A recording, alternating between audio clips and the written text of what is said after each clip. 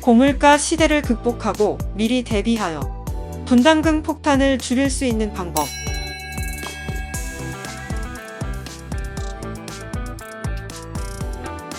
오늘은 분담금을 줄이기 위해 먼저 준비하고 미리 대비하는 방법에 대해 말씀드리겠습니다. 다시 말하면 재개발을 합리적이고 효율적으로 풀어나가기 위해서 우선적으로 해야 할 일을 찾고 강력하게 추진해야 하는 것들입니다. 바로 이러한 방법에 대해 알아보도록 하겠습니다. 재개발의 법률적 절차에 따르면 지금은 기부채납, 허용 용적률 인센티브를 적용하여 용적률을 올릴 수 있는 시기가 아닙니다. 바로 지금은 정비구역 지정 고시 이전이기 때문입니다.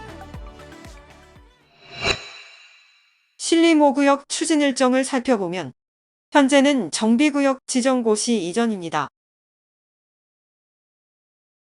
정비구역 지정 이후에는 기부채납, 허용 용적률 인센티브를 통해 용적률 상승을 할 수 있습니다.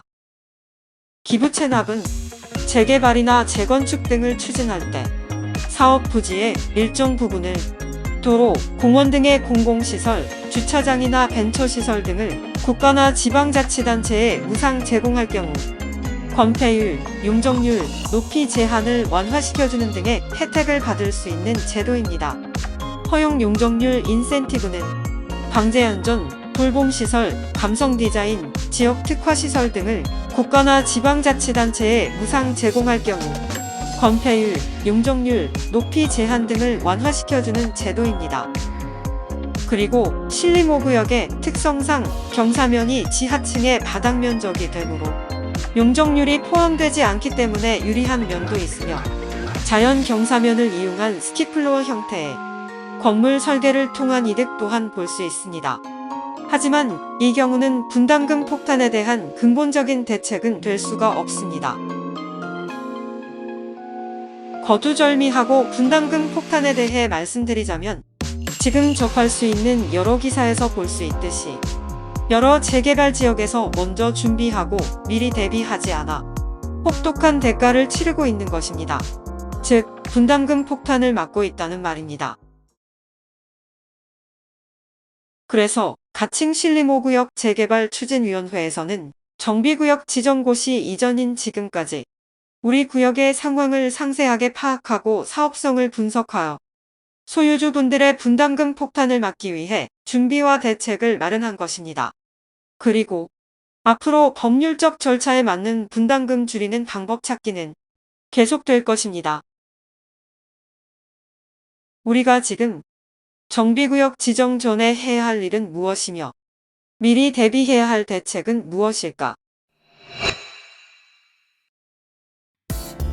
현재의 신림5구역 예정지에 대한 여러가지 상황들이 있겠지만 눈에 띄게 분담금이 늘어나는 문제를 먼저 말씀드리자면 현재 신림5구역 예정지는 일종이 약 76%입니다.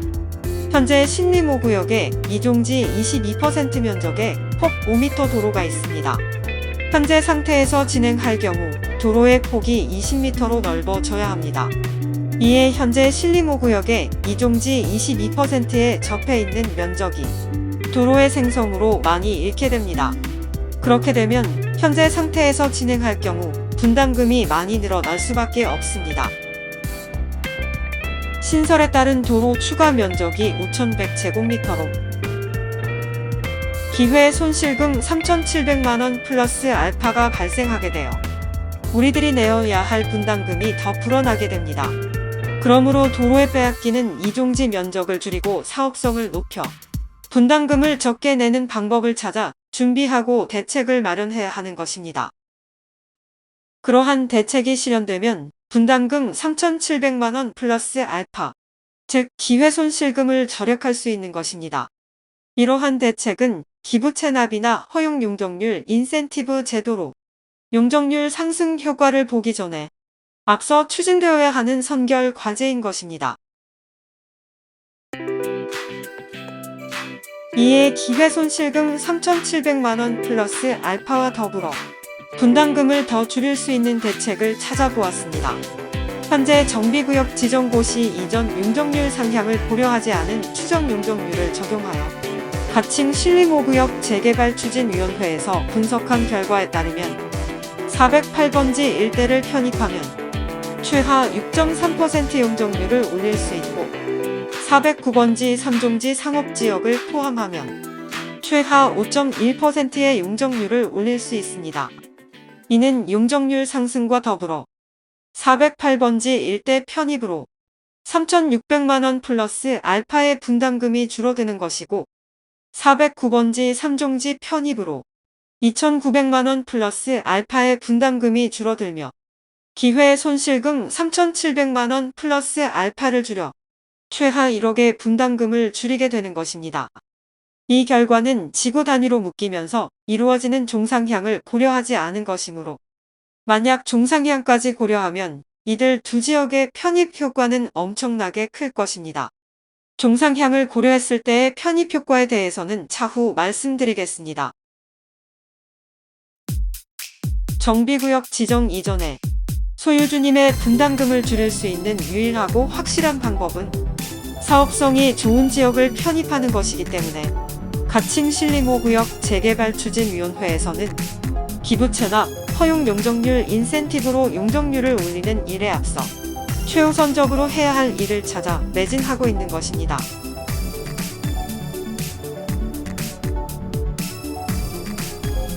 또한 우리 구역의 인접지역인 408번지 일대와 409번지 3종지를 우리 구역에 편입해야 할 또 다른 이유가 있습니다.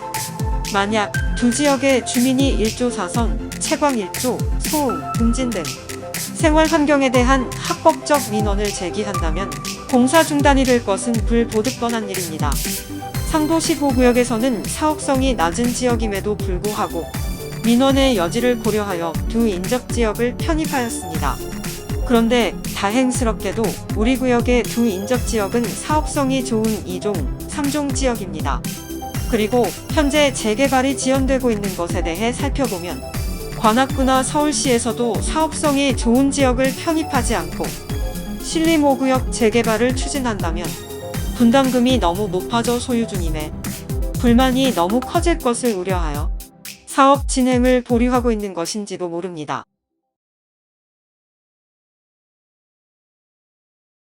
아시는 바와 같이 서울시 신속통합 기획은 서울시 주도하에 이루어지는 것이지만 무조건 관청의 의견을 따르자는 것이 아닙니다.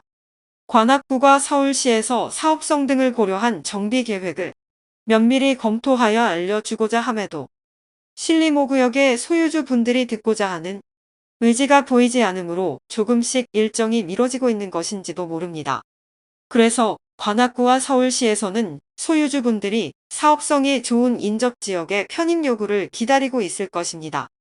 그럼에도 불구하고 무조건 반대하고 민원을 넣는 것에 관악구와 서울시에서는 의문을 품고 있을지 모릅니다. 앞에서 보여드린 분담금 폭탄에 대한 기사와 같이 우리 신림호구역이 지금 당장 사활을 걸고 추진해야 할 사업성 좋은 인접지역 편입을 서두르지 않고 기부채납 등을 읊조리며 소유주님을 기만하는 소리에 귀 기울인다면 우리 구역 역시 분담금 폭탄을 맞게 될 것은 불보듯 뻔한 일입니다.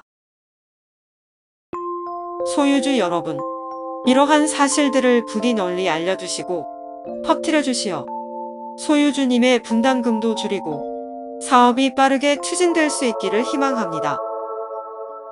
김땡땡 측 브로커 준비위에서 가칭 신림호구역 재개발 추진위원회를 무능력한 노인네들 408 추진위 비대위에서 이제는 지주택에 이르기까지 현재 말도 안 되는 거짓들을 버무려 무자비하게 매도하고 있는 바 가칭 신림호구역 재개발 추진위원회에서는 소유주님들을 흔들고 있는 문제점에 대해 적극적으로 대처하고자 합니다.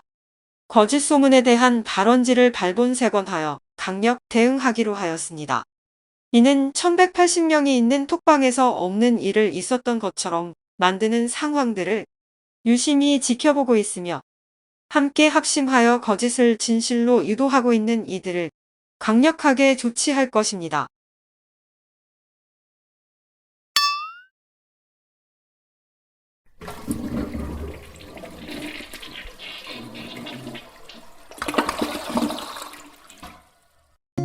아울러 현명하신 많은 소유주들께서 이런 상황들을 정확히 파악하시어 억울하게 당하고 있는 가칭 신림 5구역 재개발 추진위원회를 응원해주시고 지지해주셔서 감사드립니다. 무엇보다도 가칭 신림 5구역 재개발 추진위원회는 꿋꿋한 신념으로 소유주님들을 위한 방안과 대책을 미리 마련하여 함께 할 수 있도록 노력하겠습니다. 감사합니다.